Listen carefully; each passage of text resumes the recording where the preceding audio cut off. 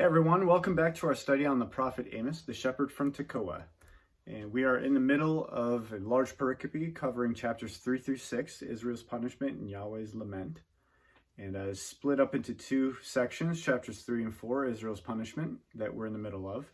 And then later on we'll look at 5 and 6, Yahweh's lament. All right, so this is Israel's punishment, covering chapters 3 through 4. And this is the outline of what we've already looked at, and what we will look at in this lesson and the next one that will conclude chapters 3 and 4. All right, so returning, a last resort that is too late. And we're going to look at why it is too late, which is kind of an obvious answer because of their consistent rebellion. But we're going to look at chapter 4, verses 4 through 5. And then the next lesson will be verses 6 through 13. All right, so this is part 9 of our overall study covering Amos chapter 4, 4 through 5, sarcastic call to worship. So if you want to pause the video here and read those verses to familiarize yourself with them, go right on ahead. All right, so to continue our study, take note that Amos's audience is no longer those in Samaria, but now in Bethel. It is likely that Amos was forced to leave Samaria and in haste. Now, a note on that, I wrote that down mainly because all the scholars say that. The majority of them, though. But from how I understand Amos, the way that it flows, the entire book, how it flows, it's very thematic, and it flows very well thematically. And to say that Amos, what's going on in his ministry and in his life, it doesn't seem like it would flow if he continuously went back to Samaria to Bethel to Samaria, Bethel, and that's what would have to happen if this is the point that he left Samaria to go to Bethel. Personally, I think that what happened was that Amos's audience didn't like what he had to tell them. Obviously, it's very hard. The last lesson he called the women of Samaria cows, so that just goes to say they didn't like the message.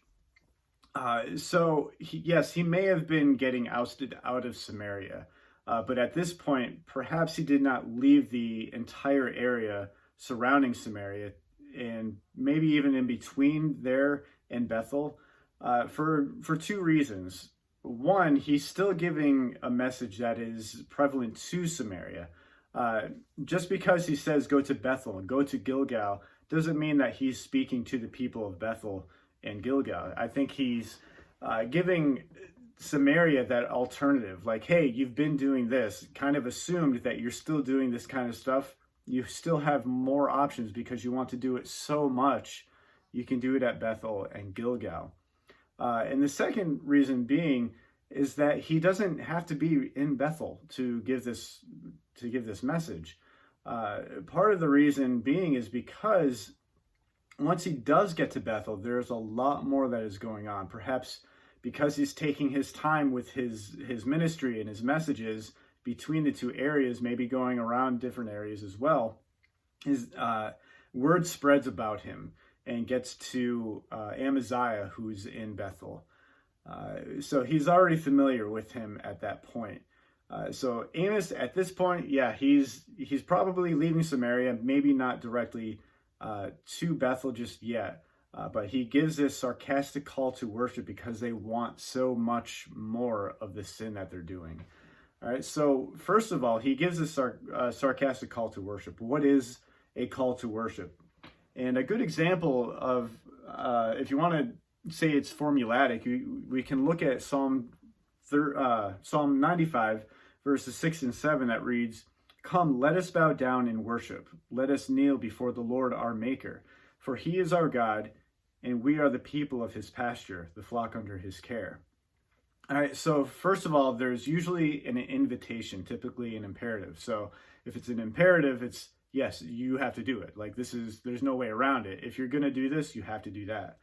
All right, so what is the invitation? Come, let us bow down and worship. Let us kneel before the Lord our Maker. So that is the invitation in Psalm 95.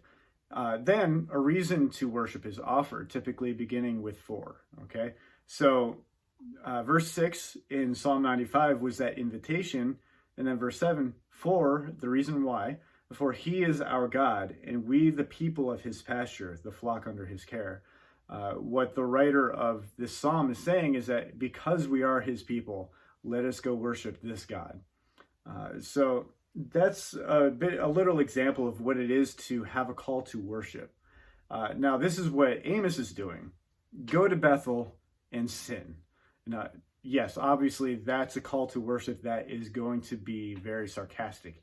Why would he call his people back to God and beckon them back to God, but then tell them to, go to Bethel and sin? What he's doing is being very sarcastic because this is the lifestyle that they have chosen. The entire nation of Israel has turned their back on God and looked towards different gods, looked towards their government, their military, their economic stance. Everything has been a result of turning their back on God towards these other things.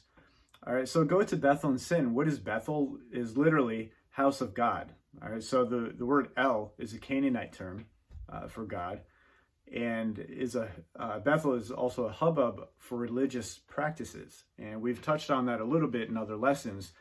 Bethel is like the place to go. If you're not in Samaria, go to this place. All right, so again, go to Bethel and sin. What is this word sin? Literally, rebellion. Proverbs 28:24 translates the same word as wrong. All right, so there's this foundation in the way that they think, in the way that they live, and it's complete rebellion against their maker. And it's everything that they do is wrong. Okay. It may not be the moral, ethical stances that everybody would conclude with, because technically Israel's making it all on their own. They're making those foundations on their own. What rebellion they're doing is saying that, no, like what God has for us, that's not actually accurate. We're going to do this kind of stuff. And that is why Amos calls them to that worship, because they think, all this kind of stuff is okay. It's all right. But Amos is giving this clarification. Go to Bethel and sin, because that's what they've been doing all along. And he continues, go to Gilgal and sin yet more. All right, Gilgal, first of all, was not far from Jericho. So, there's a bit of a history there with walls falling down and people shouting and worshiping when it to have that come around as a result. Gilgal was an alternative location to the alternative worship center of Bethel.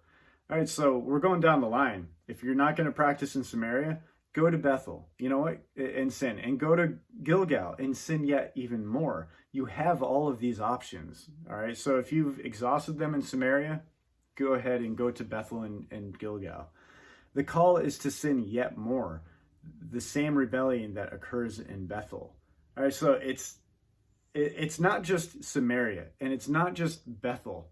It's also Gilgal. Like, this is covering almost the entire nation of Israel. It's kind of the common theme that, everyone's doing it, so why not us? So it's kind of enveloped the entire nation that if you're going to go worship, you're going to go sin. Like, this is what's going on.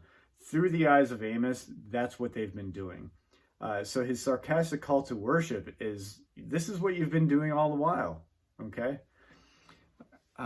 Bring your sacrifice every morning, your tithes every 3 years. The so-called worshipers are being sure to follow the regulations in their rebellion. While they follow Torah with timely precision, they still only bring more sin.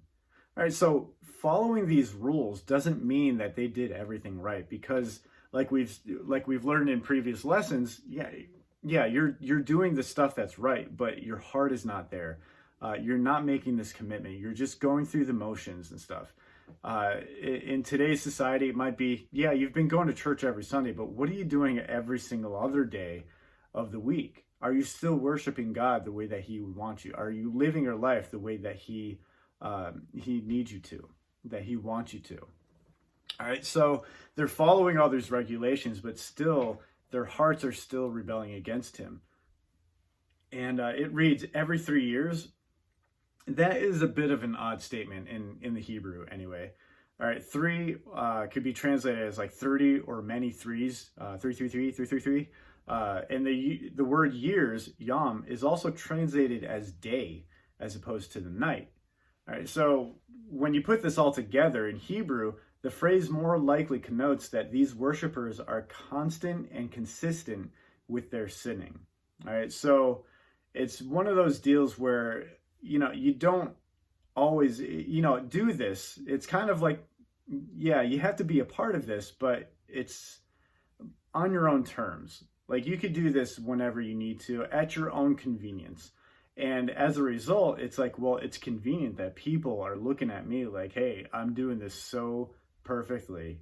I'm doing this right when I'm supposed to, and I'm doing it often as well. All right, and what they're doing is bringing a tithe. The tithe is a setting aside a tenth, an offering that farmers would present to the temple in order for it to continue to function. All right, so yeah, they're making all these ends meet in order for the temple to stay up and running, but what the result is that they're still gleaning from everything that's going on when it comes to their religious practice, the way that they worship the Lord.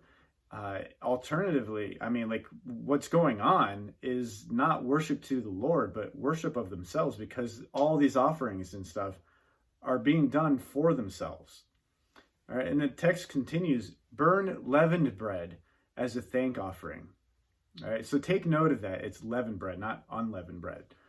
The significance of unleavened bread is due to the haste the Hebrews had when leaving Egypt. All right, so we go back to the Exodus, and we see that, you guys are the Passover is going to happen, and if you don't have these markings on your doorposts, then your firstborn is going to die. But if you do, that is going to be indication that it's going to be time to leave. So make sure that when you make your bread, that you can leave in haste. Don't make bread with leaven in it, because you're going to have to you're going to have to wait till it rises, and going to end up getting bad. All right. So it's going to rot. It's not going to be good. We need to do things in haste. And so it also lasts.